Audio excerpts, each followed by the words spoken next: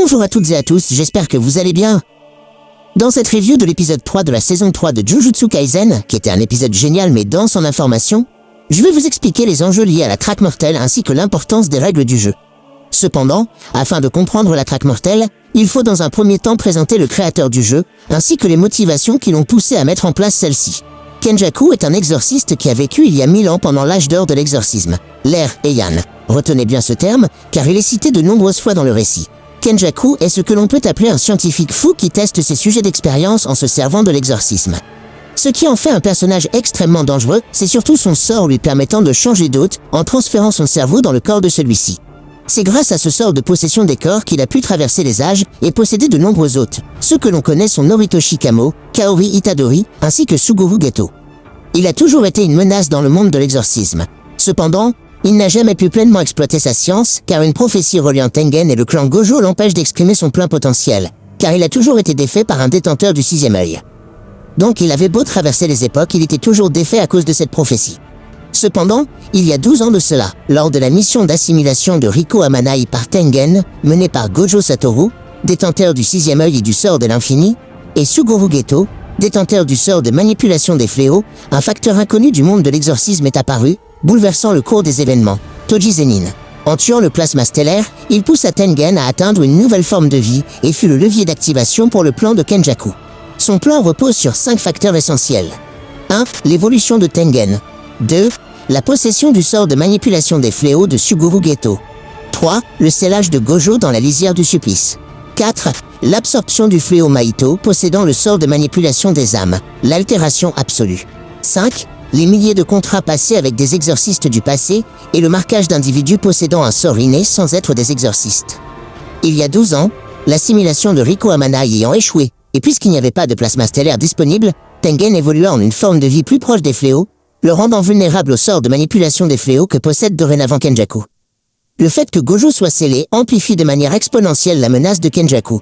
De plus, l'absorption de Mahito pendant l'incident de Shibuya a permis à Kenjaku de réactiver les pactes passés avec des exorcistes du passé et de faire des humains qu'il a marqués des exorcistes pleinement éveillés.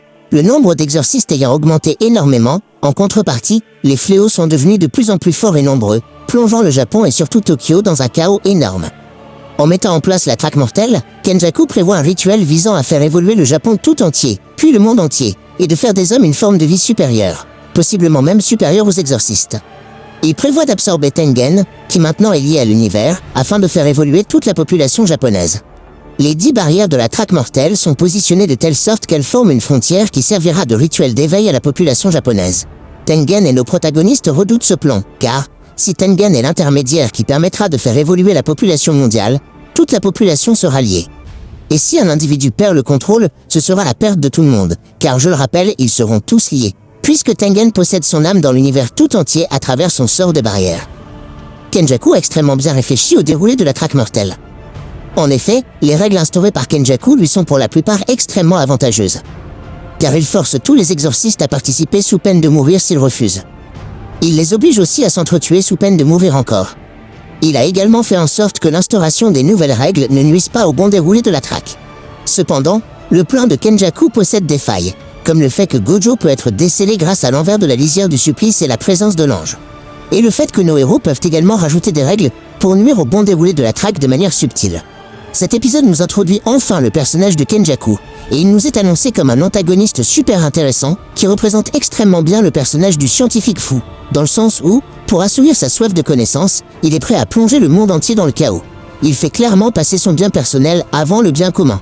Le fait que son identité soit également mystérieuse et indéfinissable, via le fait qu'on ne connaît pas son apparence d'origine, le rend extrêmement intéressant. Il transcende la notion du corps comme barrière de la conscience. Son prénom, Ken, signifie piège, et Jaku signifie sauveur, cristallise la menace du personnage. Il représente à la fois un symbole de sauveur de l'humanité, mais piège également l'humanité tout entière à travers son objectif de lui faire atteindre une nouvelle forme d'existence. Cela est très bien retransmis dans l'opening, où il a clairement le rôle principal, et où il est au-dessus de tout le monde, agissant clairement comme un mastermind. Après 3 saisons, nous avons enfin l'introduction de Tengen, un des personnages les plus importants du monde de l'exorcisme. J'ai énormément apprécié la réaction des protagonistes concernant son apparence actuelle. On ressent le malaise ambiant avec les nombreuses questions que posent nos protagonistes le concernant. Le fait qu'il demande de l'aide montre à quel point la menace de Kenjaku est littéralement la plus grande du manga actuellement. Pour finir cet épisode, nous avons l'introduction d'un des personnages les plus appréciés du manga, l'humoriste Raté Takaba. Sa scène d'introduction est tout bonnement insane. Le staff nous propose un niveau de chara acting génial. La question concernant le type d'humoriste qu'il souhaite devenir est extrêmement importante, car elle est intimement liée à son pouvoir. Voilà, j'ai essayé d'expliquer du mieux possible les tenants et les aboutissants de cet épisode, qui est le plus important de la saison. Ce serait dommage de ne pas le comprendre, car cela risque de gâcher votre compréhension de l'œuvre. Et croyez-moi quand je vous dis qu'en passant à côté de ces informations, votre appréciation de l'œuvre sera moindre, et ce serait dommage de ne pas comprendre pleinement une œuvre aussi incroyable que Jujutsu Kaisen. Maintenant, on va se pencher un tout petit peu sur la production de l'épisode. On retrouve au storyboard le god Shota Goshozono, en directeur d'épisode Takumi Ichikawa, et enfin en directeur d'animation de l'épisode Mitsu Mori. J'ai énormément apprécié le fait que la narration soit expliquée à travers un tutoriel dans le style gaming, où les décors, les overlays et le fond racontent et servent à narration. Hiro Nagasuna, s'occupant du color script, sublime l'épisode en nous plongeant pleinement dans un tutoriel de jeu vidéo. Je remercie encore une fois grandement le staff de production qui sublime le manga et va bien au-delà de mes attentes d'épisode en épisode. Voilà, on arrive à la fin de cette review, j'espère qu'elle vous a plu. On se retrouve la semaine prochaine pour la review de l'épisode 4, qui s'annonce peut-être comme l'épisode de l'année. La bise les chatons!